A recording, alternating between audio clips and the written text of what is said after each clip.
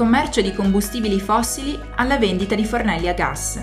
Inizia così, negli anni 40, la storia di Butali, una delle principali aziende dell'Italia centrale, fondata da Benito Butali e specializzata nella distribuzione di elettrodomestici ed elettronica di consumo. Il primo negozio apre ad Arezzo nel 1949. 40 anni dopo, negli anni 90, l'azienda aderisce al lancio in Italia della catena internazionale Euronics, diventando leader nella distribuzione sia al dettaglio sia all'ingrosso. Con Family Business Forum siamo andati a visitare l'azienda.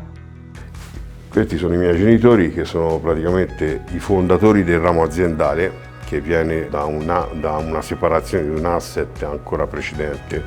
Io ho un fratello e una sorella, che la mia sorella ha preso un'altra strada già da tanti anni, e mio fratello, che è stato insieme a me fino a 2 anni fa, dopo ha deciso, pur essendo più giovane, ha deciso di lasciare a me la sua parte di azioni, e quindi abbiamo fatto un'operazione aziendale in modo che lui sia ritirato e si occupa dell'immobiliare, quindi è uscito dall'azienda. Io sono rimasto solo. Tra i negozi della provincia di Arezzo e la città di Arezzo, la sede dove siamo noi adesso, c'è circa il 30% della forza occupazionale, 25-30%, mentre il fatturato è il 6-7%, quello che è su Arezzo.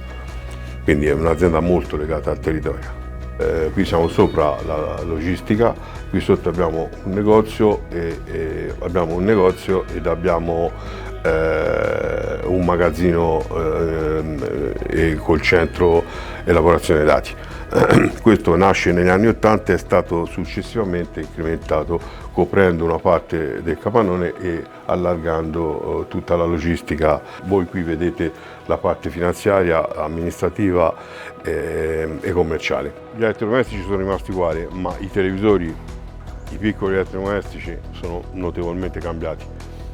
Quindi è cambiato anche il sistema di movimentazione, il sistema di stoccaggio e il sistema anche di protezione. Noi usiamo le gabbie d'acciaio che proteggono il prodotto. I carichi in uscita sono sezionati con unità di carico che attraverso il sistema informatico vengono lette col codice a barre, quindi oltre ad avere una bolla in cui sono elencati tutti i prodotti che vanno in una certa dipendenza, sono divisi per unità di carico, in modo che possono essere smistati velocemente all'interno dei punti di vendita e possono essere, per quello che si può fare, protetti da urti, anche da malintenzionati qualche volta purtroppo.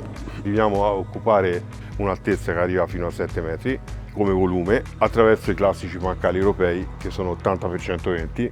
Tutto il magazzino è randomizzato, vuol dire che è il calcolatore che dice dove devi mettere la roba, in base a che cosa, perché dove si possono stoccare i grandi elettrodomestici o i televisori, non si possono stoccare l'informatica, per una questione di ubicazione, di volumi, eccetera. Il calcolatore gestisce tutto, così quando si va a mettere a posto qualcosa che arriva, il calcolatore mi dà l'ubicazione dove io la devo mettere. Sono circa 3.000 metri di magazzino.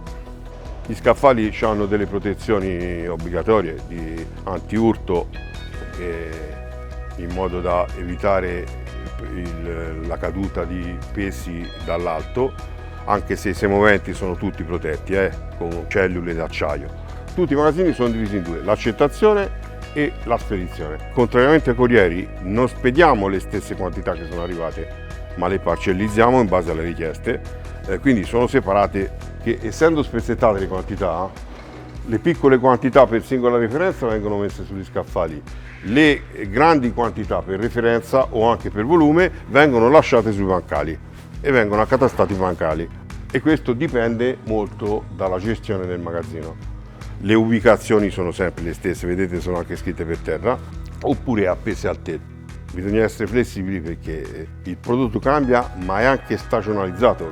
Qui ci troviamo nel magazzino riparazioni, che fa parte del servizio che diamo ai clienti del post vendita. Più che altro piccolo elettrodomestico e televisori, che vengono o sostituiti dal cliente, resi a fornitore, oppure riparati e rispediti al cliente. Nella maggior parte dei casi si riesce a rimediare con l'aiuto anche dei centri di assistenza. Il fornitore ci manda il ricambio e lo facciamo montare. Quindi c'è uno stazionamento qui che è proporzionale alla velocità anche del fornitore, che è sempre meno, perché i fornitori tendono a non fare stock dei pezzi di ricambio, ma concentrarli in un magazzino solo europeo, quindi diventa un problema. Le percentuali di incidenza dell'e-commerce in Italia sono più basse che nel resto d'Europa, semplicemente perché in Italia ci sono tanti negozi, ci sono 4.000-5.000 negozi, perché l'Italia è lunga e stretta,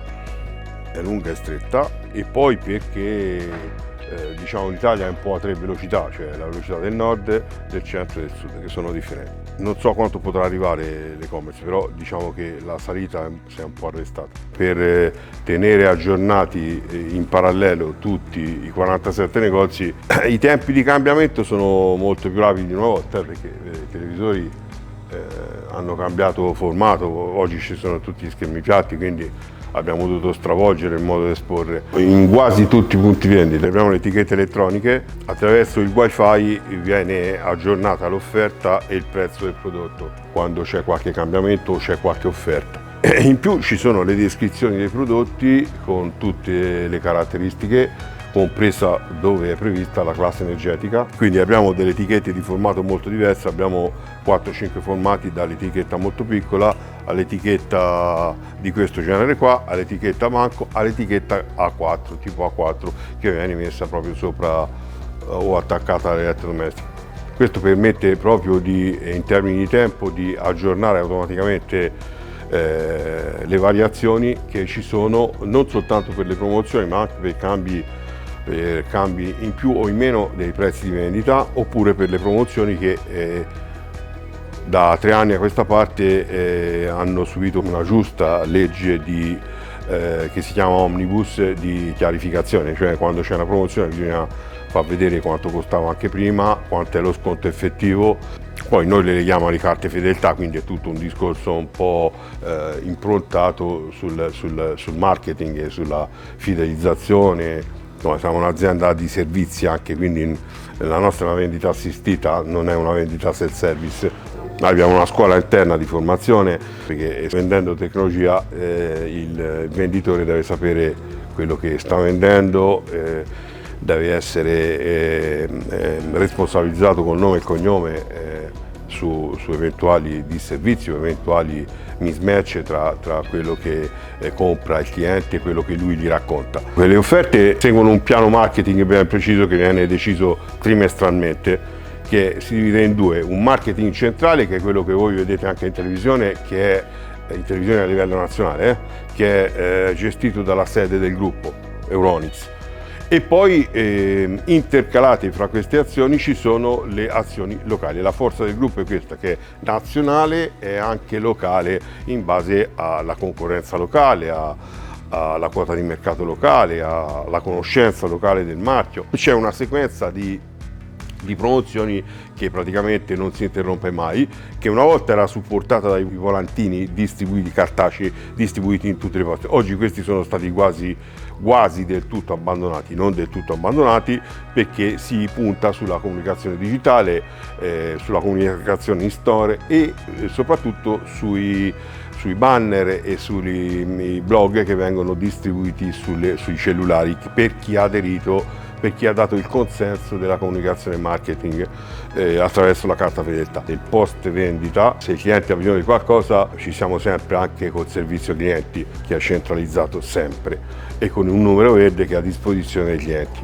La legge prevede che quando noi consegniamo a casa del cliente un prodotto di questo genere dobbiamo gratuitamente smaltire il vetro. Qualsiasi cliente entra nel negozio che ha un prodotto tipo questo, le cui dimensioni massime sono inferiori ai 25 cm mi sembra, noi siamo obbligati a smaltirlo, e ci sono dei contenitori approvati dalla legge che sono obbligatori nei negozi superiori a 400 metri. Inserisce il prodotto da smaltire e lo chiude e va nel contenitore, che viene svuotato almeno una volta ogni 3 mesi, a meno che non sia pieno prima, e allora va smaltito prima. Ma vedete che è fatto in modo che il cliente non può entrare in contatto col rifiuto, se non quello che lui ci mette dentro. Purtroppo non c'è molta educazione da questo punto di vista, perché molta di questa roba va a finire nei cassonetti di casa e l'utente non ha la pazienza di usufruire di questo servizio ecologico che la distribuzione specializzata, non solo noi ma anche i nostri concorrenti, mettono a disposizione della collettività, cosa che internet non fa. Tutta la nostra organizzazione ha 7 LDR, cioè 7 luoghi di raccolta, che sono i punti dove ci sono i cassoni che raccolgono i RAEE. Uno di questi luoghi di raccolta a Firenze l'abbiamo dato in gestione, in esame a questa organizzazione che seleziona gli elettrodomestici a prima vista che sono rigenerabili, li rigenera e li regala alle onlus. Più abbiamo un pezzo di magazzino che dovrebbe servire a questo scopo, che però ancora, diciamo, è in fase embrionale.